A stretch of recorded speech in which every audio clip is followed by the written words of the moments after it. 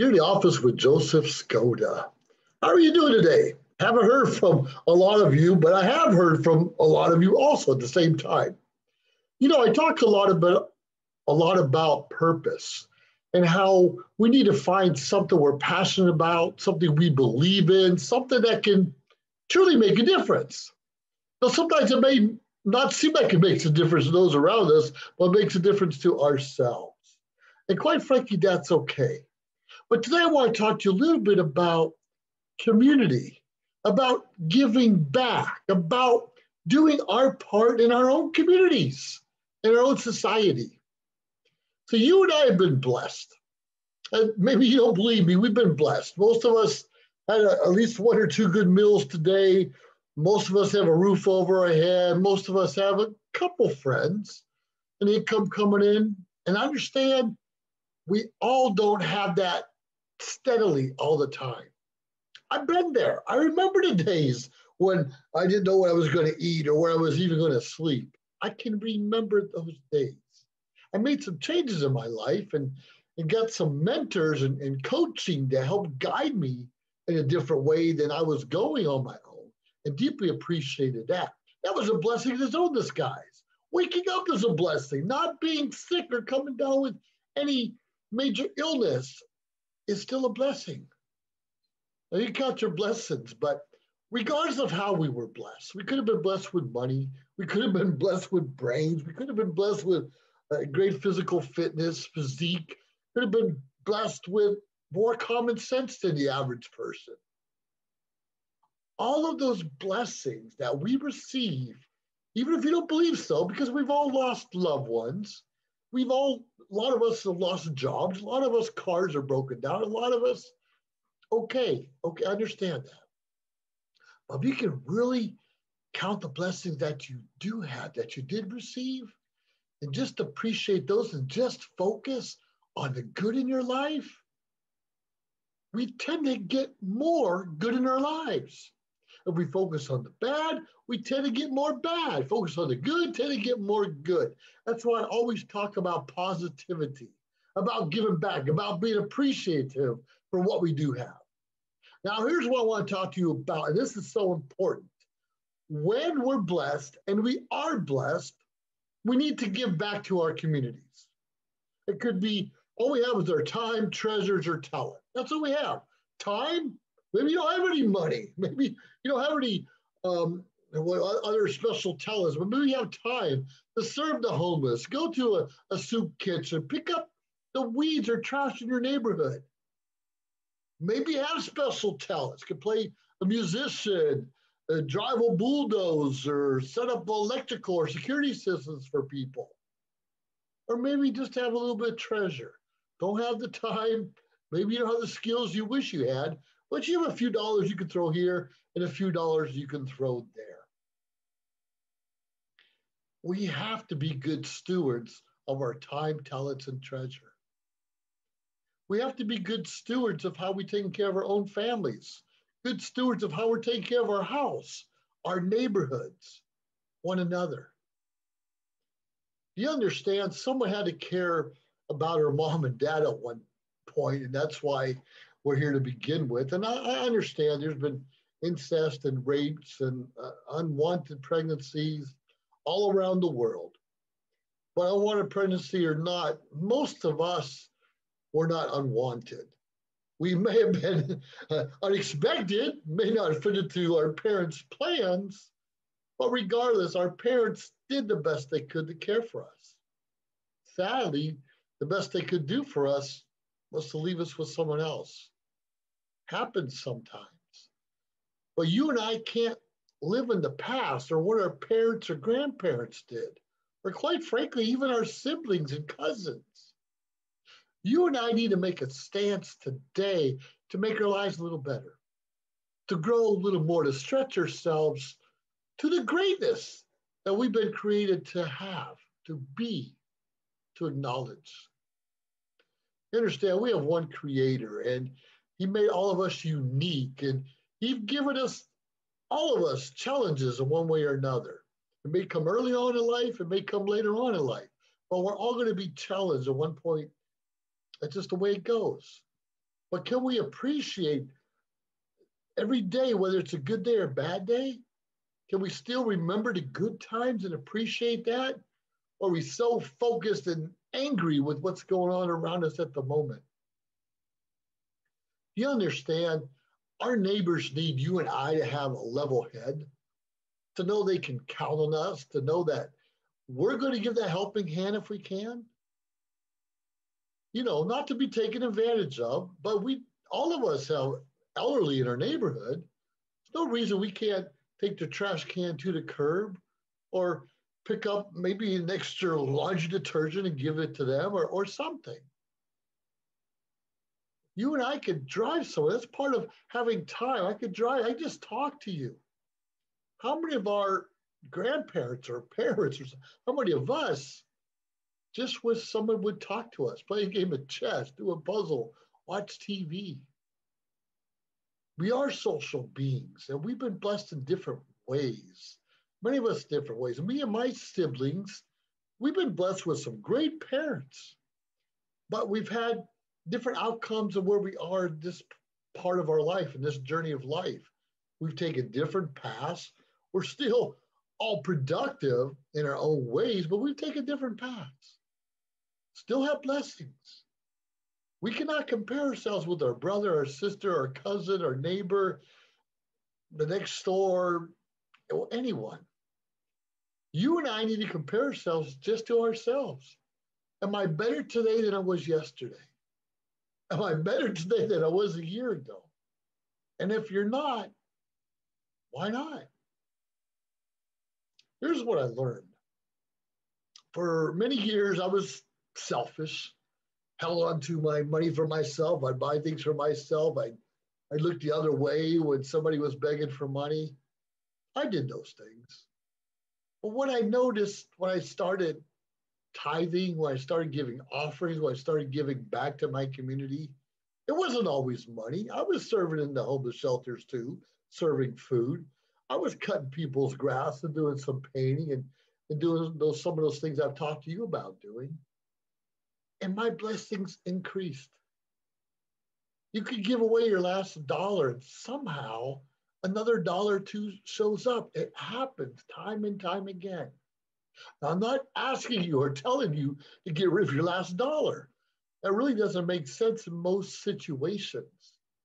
But we all have something we can give, something we could share, some advice that somebody really can use from us. Make sure it's not gossip. Make sure it's real sound advice. People are expecting us, and we should expect ourselves and everyone around us to do our part, to give back. Our communities need leadership. They need people like you and me. They need us to step up and say, hey, Mr. Jones and Mrs. Smith and the widow down the road, they need someone to cut the grass next week, shovel their walk, take out their trash, take them grocery shopping because they can't get around anymore. Why should we have to rely on government services to do that? You and I can do that. The more we learn, the more we grow, the more happy we are with our own lives. Share some of that wealth. Trust me, it feels really good inside when you're doing something unexpected for someone else. And do something, not hoping to get something in return, not expecting a payment of any sorts. Just do it for the kindness and provide hope for other people. Provide something to look forward to. Just letting someone know that their needs will be met. Despite where we are in our own journey of life, we will be blessed for doing so. So I'm just challenging you. I'm challenging each and every one of you to dig down deep and find some way that you can help your community grow. It may just pulling weeds out in parking lots or sweeping sidewalks or picking up the trash on the side of the road. And if we're really in tune with what's going on in our community, we need to go to those committee meetings. Whether it's virtual or in person, we need to go and find out what our leaders are faced with and help them make sound decisions, because our leaders are making decisions that are supposed to benefit us. Sometimes they benefit us, sometimes they don't, but they need our feedback. We cannot just go to a council leader or city administrator with complaints. Come with some solutions. And sometimes that solution, they might want to have to spend $100,000 sweeping some empty parking lots, when you and I can do that for free. If we don't have the money to pay $100,000, we could have the time or maybe the talent to do a good job cleaning it up, breaking leaves for someone. Someone cares about us, someone loves us, but we may not even know who those people are. But once upon a time, and still now, we mattered, we all matter, and just sometimes we forget that. We've all made mistakes. And trust me, you're going to make more before your journey in life is over. We're still going to make mistakes.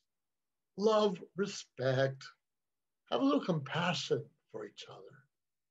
You and I aren't perfect. Our life is not perfect, but we can still be happy where we are and hope it's going to get better. And the more we serve others, I guarantee you, your life will get just a little bit better. Anyways, you're in the office with Joseph Skoda. Find ways to give back to your community, to your neighbor, and reach out to someone you haven't talked to in a while. You do it by phone, by text, but try to have a face-to-face if you can. Trust me, it goes a long way. Anyways, you're in the office with Joseph Skoda. Subscribe to my channel. See what else motivates me, inspires me, and what gives me a purpose. Maybe we can find a new purpose together. Have a great day now. Bye. Yeah. John is an employee at one of the most famous firms in the city of New York. So his job is very hectic, and he realized that it is necessary for him to go and finally take a vacation. But he went on a vacation without planning out the details, and wasn't able to truly enjoy where he went because he had to think about so many things that he didn't plan for. Instead of enjoying his time away from work, he came back with more stress that he was not able to take full advantage of his vacation. But this year, a coworker suggested him to try World Ventures this time to make his vacationing more enjoyable and less stressful. They do not require you to plan anything outside of your transportation, which is also available at discounted rates. Your stay, your transport, and many meals are planned by the club. John liked the idea very much. He tries World Ventures, and his experience with the club was amazing, as he made many friends there with whom he had a great time. John recommends that everyone should try this club, as they are the best in business.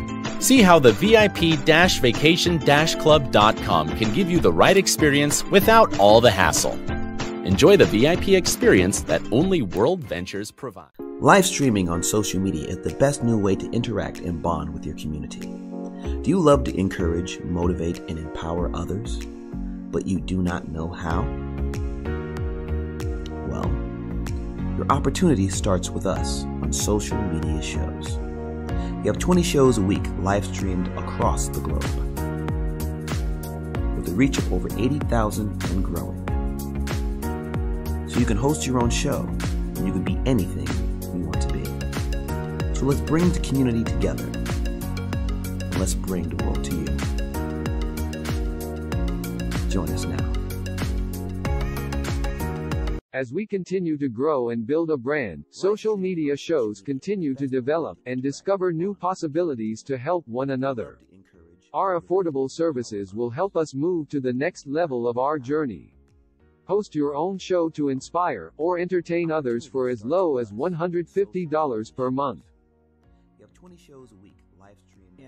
We are looking for sponsors. We showcase your business products and services on our network to be seen by your target market for as low as $200 a month. That's 2 percentage points short of reaching critical mass, which will lead to faster results. We have 20 plus shows with a reach of over 80,000. We'll give you commercial ads, website link, and connections to nonprofit organizations. Let us promote and advertise your event, giving your venue the red carpet treatment. This platform allows venues that feature entertainment, singers, bands, DJs, comedy, fashion, corporate events, and family events to be showcased in a new direction that also involves your audiences. Starts at $200 an hour. We also provides video editing, website builder, commercial video for your business, music videos, photography, provided by our affiliates. As we build our community, we pay it forward. Our nonprofit organization GI Connections is all about giving back to our community. Join us create outreach programs to help our community and live a happy, peaceful, and unity. Let us bring the world to you. I'm Tabitha Beeson. I'm Desi Lou. I'm Shelley. And we're Rise and Shine Las Vegas. And you're about to be better for it. We're going to start off the show with the morning booze.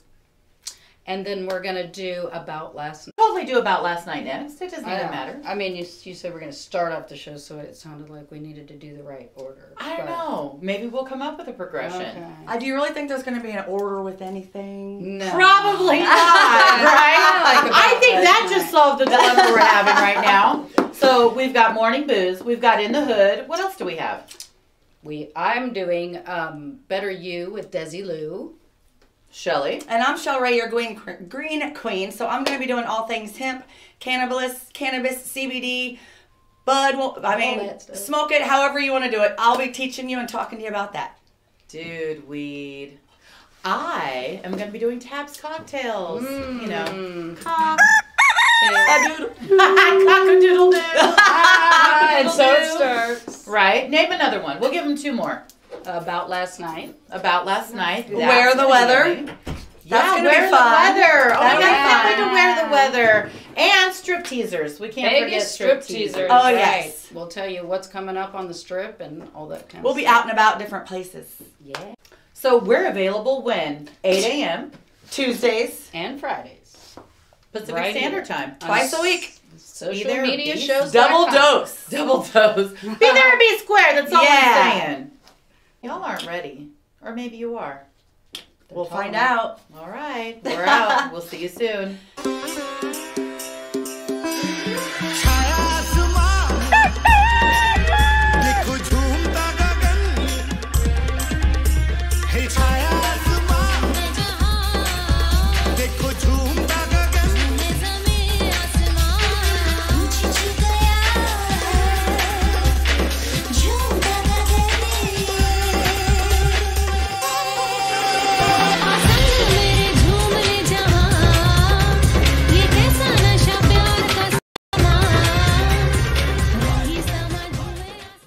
We've reached the age of live streaming on social media shows. You may ask, we're already ahead of the curve, so why do you need to advertise with us? Well, only 8% of the businesses in the US are using digital advertising to grow their business. That's 2 percentage points short of reaching critical mass, which will lead to faster results. We have 20 plus shows with a reach of over 80,000. We'll give you commercial ads, website link, and connections to nonprofit organizations. So get your brand ready for digital monetization, for we are looking for sponsors, which will bring more traffic to your business and ultimately mean more sales. So let's bring the world to you. Inquire now. Hello, world. You're in the office with Joseph Skoda, G.I. Joe Skoda in the house. And I really love to bring inspiration and motivation to everyone. And every now and then I find someone I like to talk to and interview that has a big perspective, not just on himself and his community, but the world as a whole. And most recently, I ran into this gentleman we'll be talking to here real soon, Kwan Hong, in Toastmasters. Me and him are distinguished Toastmasters from different parts of the world, and we find ourselves in similar circles with other Toastmasters, other leaders, others people making a difference in their communities. But right now, we'll introduce Kwan Hong Tan. How you doing today? Hi, Joseph. First of all, thank you for having me in your show. It is a great pleasure to be here today and to speak to you. And of course, you are someone who is really very dynamic, very robust, and also a high-profile achiever yourself. And I'm very happy to be here to speak to you in your show and as well as to speak to all your audience. I'm doing good. I deeply, deeply appreciate that. I've been looking through your bio not too long ago, and you've spoken at organizations all around the world. You're not just a professional speaker, you're a corporate speaker, and you're part of a leadership lab that travels or something like that. Tell us a little bit more about that leadership and what kind of corporations you talk to. All right, that's a very good question. So these days I predominantly talk to corporate organizations, and people hire me because of my business skills and my business acumen. For example, I actually run a strategy consulting firm, and that deals with how to make companies more profitable. For example, if companies were to decide whether they have to launch a product or enter new markets, my strategy consulting firm, you do a feasibility study or do different models of studies for them. And we do a lot of complex problems, like for example, stimulation, probability models, risk models, and so on, to help business answer certain kinds of questions.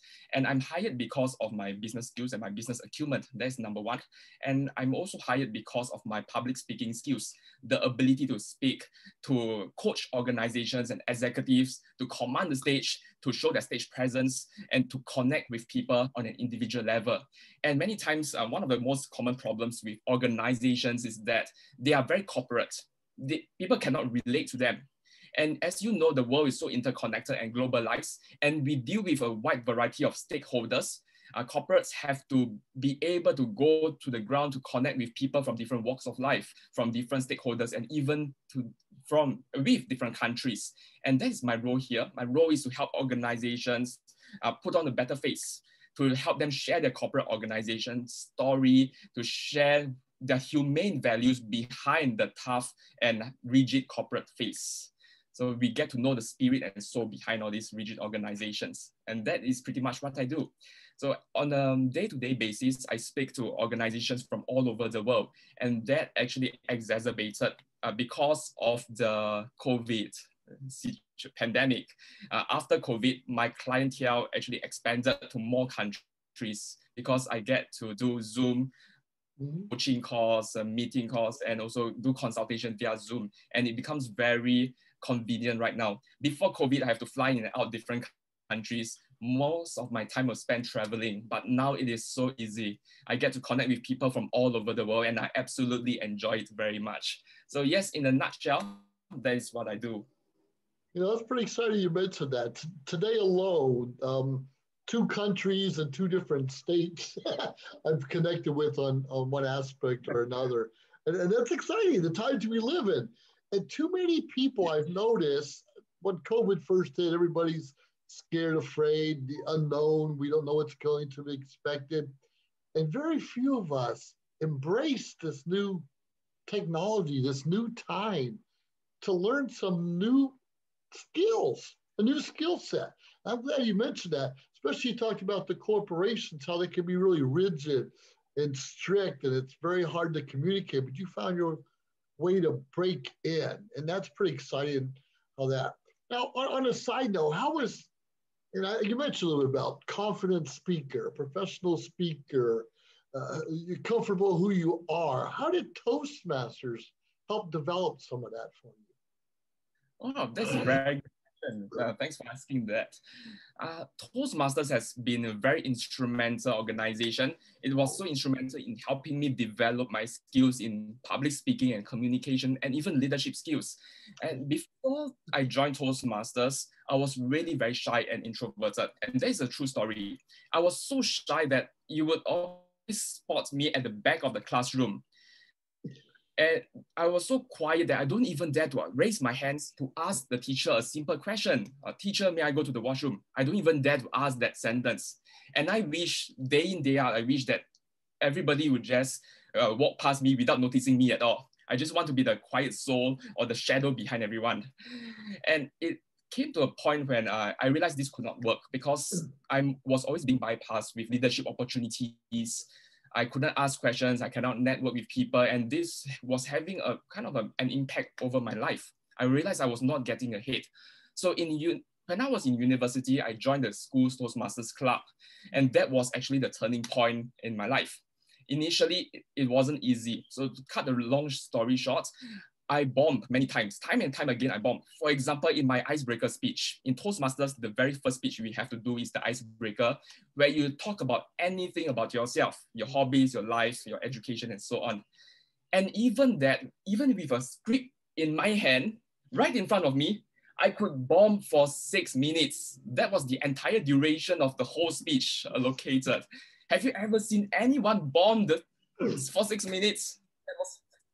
That was me. And that happened again and again. But initially, so I reduced my deficit from 6 minutes to 2 minutes to 3 minutes to 2 minutes to 1 minute. And after that, I persisted on, and even got to a point where I was winning in competitions. So one thing good about Toastmasters is the competitions, amazing competition environment. And it is not the kind of a very unhealthy competition. It is actually a very supportive kind of competition in which competitors actually help each other to do better over time. And that is one of the things I really appreciate about Toastmasters as an organization, people helping one another do better.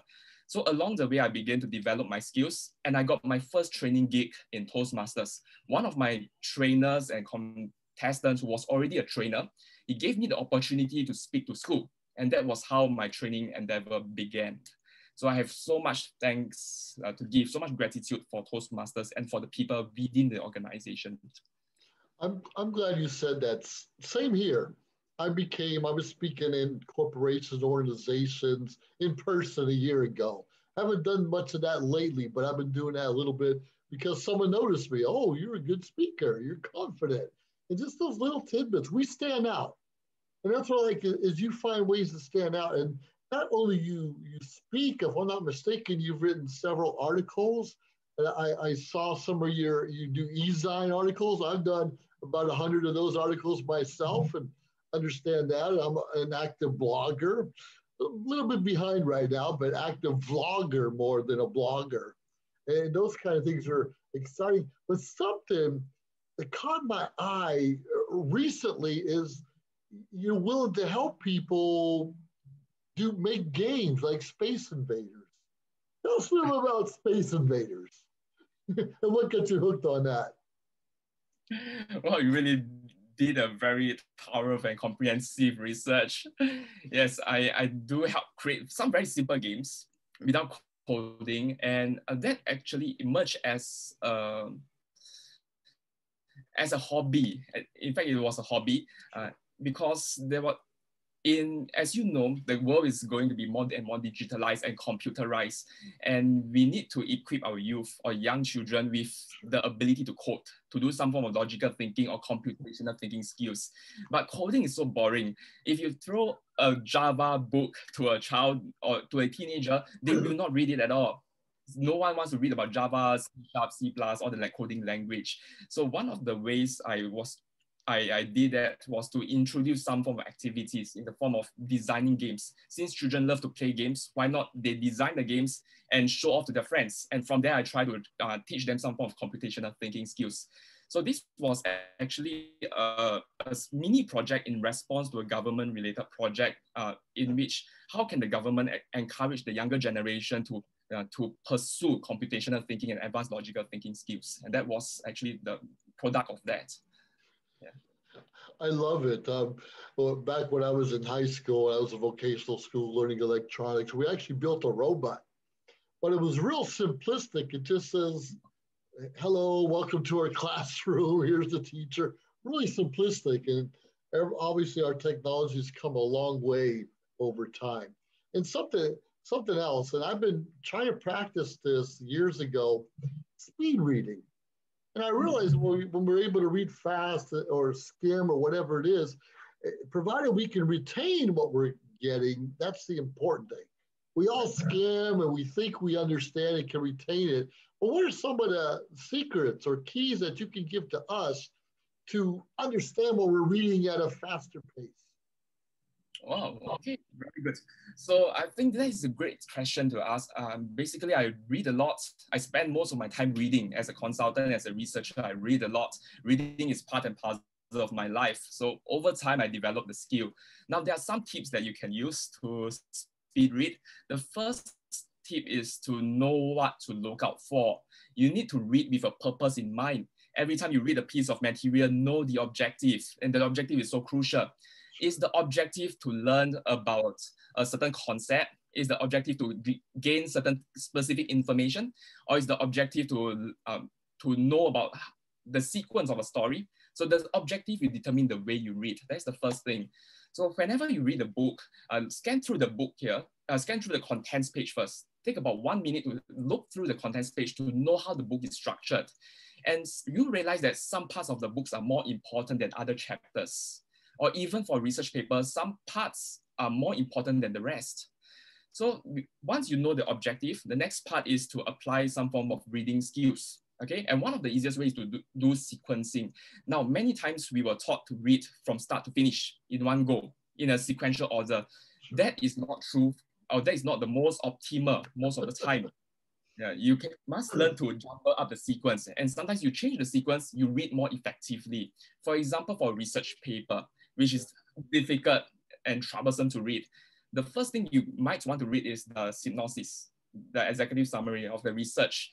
Get to know what the research is all about, what are the key findings, before going down to the introduction, and then the conclusion. So from the introduction, you jump to the conclusion straight away.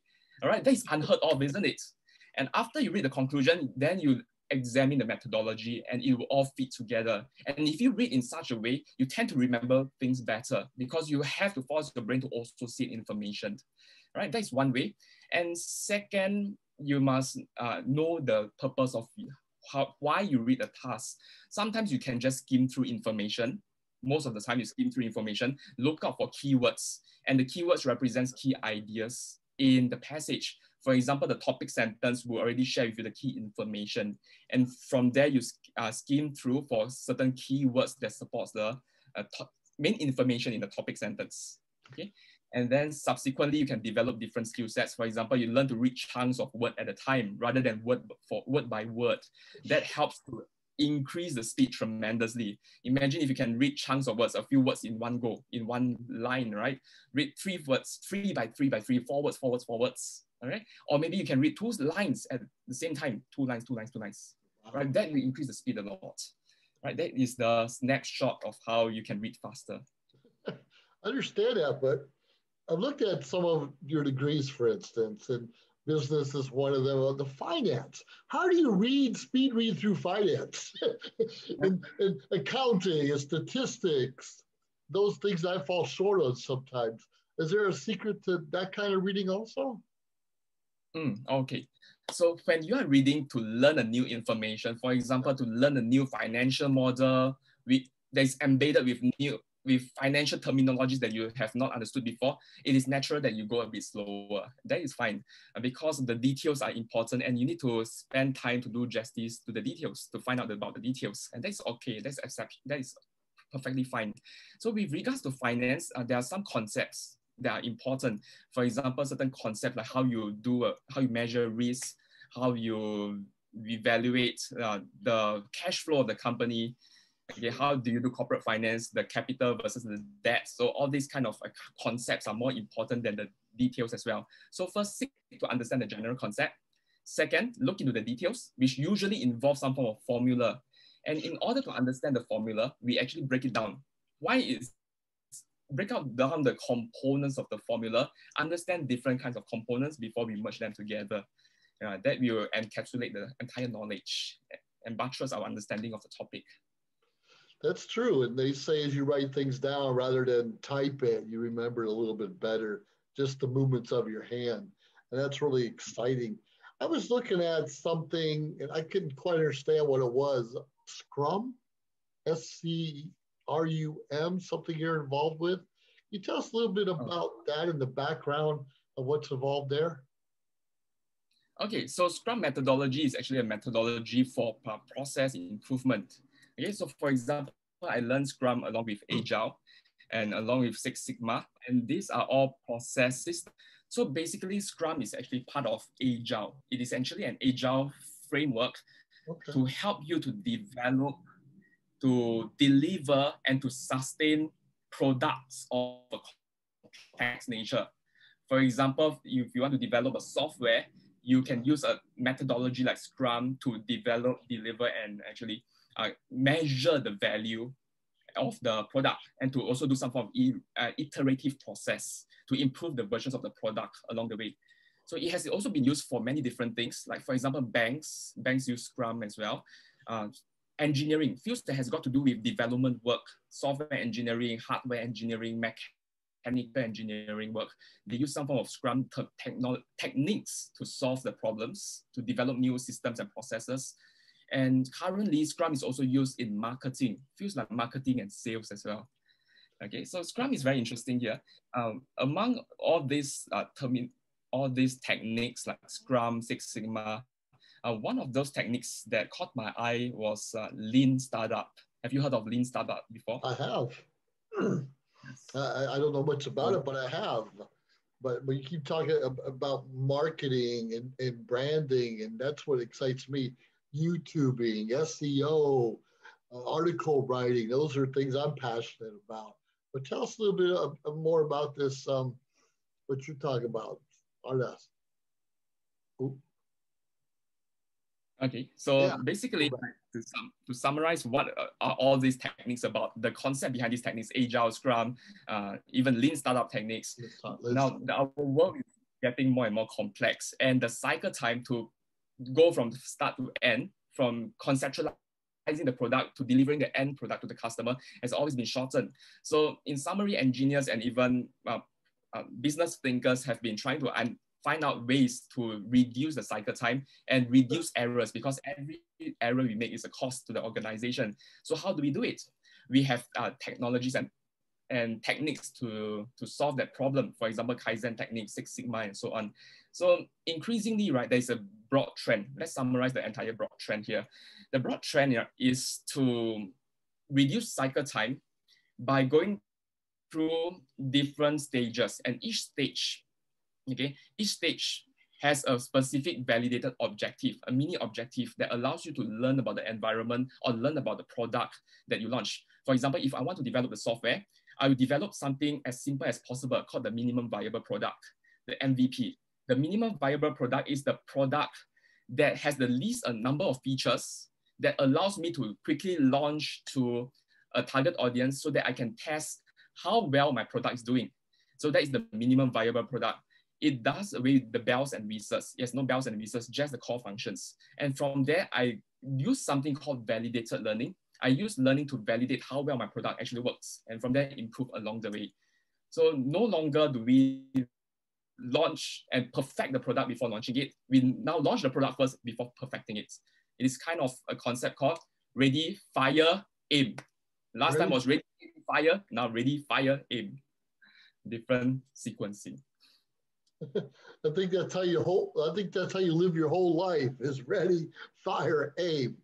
Now, was your parents or your siblings interested in some of these concepts and what you're doing right now, or are you just the oddball of the family? How did you get into all this studying? Oh, well, tell us about your background a little bit. Okay. So for my family, my sisters have different interests. For example, I am the oldest in my family, and I have two younger sisters. So the second sister is interested in film. She likes film, producing videos, editing videos. She's very good in the media production side. And my younger sister is a gamer. She likes games a lot, and she also does product design. So therefore, we are all very different, and they are not into all these business things that I'm into. So how did I get involved with all this? I think my interest started off in university when I was studying economics in the Singapore Management University. And I got to know many people who are really intelligent. Professors were intelligent, my classmates and my friends were so intelligent. I often felt that they were more intelligent than me. And I wanted to know more or catch up more about this, about what business is all about. And personally, I also run business myself. I started my consulting firm when I was still studying. Just I can have the opportunity to test the business knowledge in the real world. So I have always been very involved in this area, meeting new people, learning from people, and that is what spurred me to do better and to study more as the years go by. It's pretty exciting. You're still moving forward and going on. And well, it's interesting, even though one sister's more the video and the other one's more the games, you tied that into what you do also in one aspect or another. And that's really interesting to get the whole family involved one way or another. I've also heard that you're getting married soon. Is your fiance also intelligent like you? Or what's your background? All right. So my fiance is an engineer by training, so she's really good in math, all right, mathematics. Yeah. So math is almost like second nature to her because of her background, of her training, and because she uses it a lot. And this is one area I got to learn from her as well. And we actually met because we met when we were teaching in a voluntary organization, teaching children of underprivileged families about skills like problem solving and communication skills. So we actually met in a family service center. A family service center is a center in Singapore that caters to families with special needs or special backgrounds. They are not among the well-to-do families. And we volunteer our time there about 4 years ago in 2017. And that's how I got to know her. So I found her very meticulous, very dedicated, very committed, along with a long series of other virtues. Yeah, so therefore I'm going to lose my independence to her soon. Sounds like you're doing it the right way though, and that's what's important. That's pretty exciting. So obviously you have some similar interests, and we all love to hear those kinds of things, of course. So tell us a little bit about where your focus is now. You're still talking to corporations, still probably writing a few articles, obviously reading a lot. Getting married, you'll be distracted for a little while. We totally understand that. But what's your focus going to be on in the near future? Where do you see yourself in 5 years?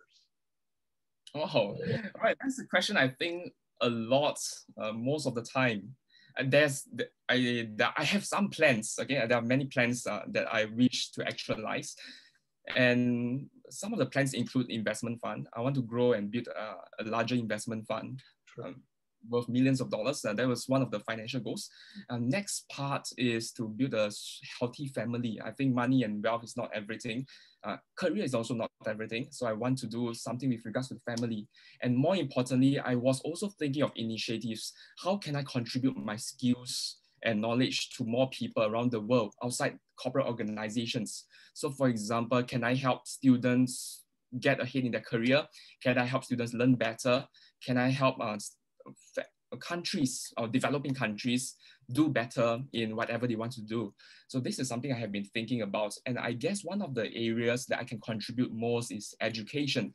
So I learned so much over the years, either through practice in terms of management consulting and research. I also learned from practice, from research, and from theory. I believe there's so much I can contribute either through books, through writing, through speeches, interviews, and so on. And I would really very much want to do a lot of this at some point in my career.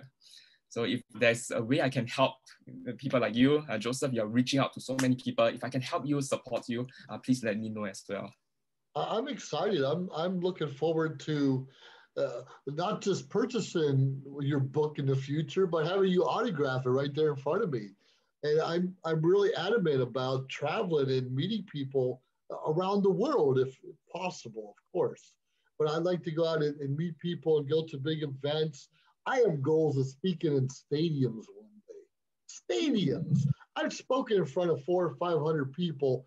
That's a good start. I want thousands of people, but I want to ensure my message is clear, succinct.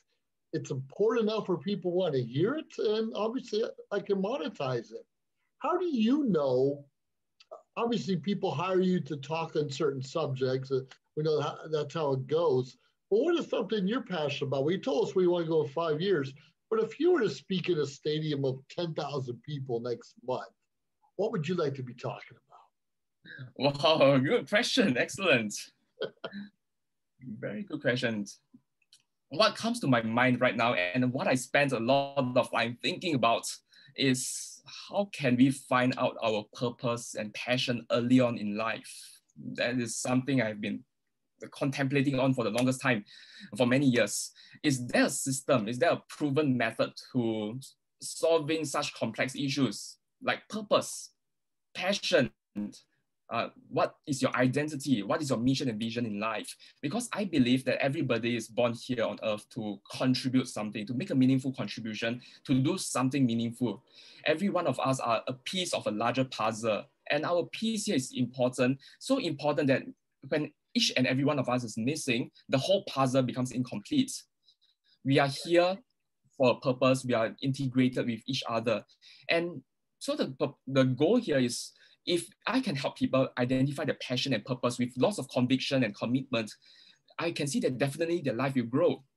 Each of us are inclined to do different things. We are put here on earth to do very different things. And if you can find your natural path, a natural path is a path that when you walk that path, when you pursue that career or that purpose, your life will transform. You will definitely transform. And as you transform the world. And you do it naturally. All the success and results from walking the natural path, your natural tendencies, comes to you naturally. And that's what I believe. Based on such a philosophical underpinnings, I believe this is the case. And from this understanding, or from this belief, I would like to find out or create systems or methods or tools or techniques to help people to find their purpose and passion early on in their life. If I can apply this to people from all walks of life, from all age groups, I can share with teenagers how to find their purpose. I can share with older people or even people with midlife crisis, how to find their purpose, touch base with the purpose. Then I think that is one of the mission of my life that I would love to do. So back to the question, I would like to talk about how people can find their passion and purpose and pursue it with conviction. I love that. I think you're doing research on me, because that's what most of my talks and conversations are. Is as we get older, sometimes we lose our purpose. Maybe you lose a spouse, we lose a job, we lose a home, and we think, oh my goodness, what am I going to do now? And I agree with you. We're all here to contribute. We're all here for a certain purpose. We're all here to help someone, serve each other. So we can all become better and learn and grow and help the other generation or even our siblings along the way. And that's so exciting. I agree with you wholeheartedly. It's so important that we share what we know, and when we make a mistake, we have to man up to it, or own up to it, and admit it, and just try to be better and not beat ourselves up so much. I appreciate that very much. If my audience or someone else wants to find you, research you, or reach out to you, maybe ask you to speak or get some advice or coaching, how can they do that? All right, so I'm very active on Facebook. You can search my name, Tan Kwan Hong.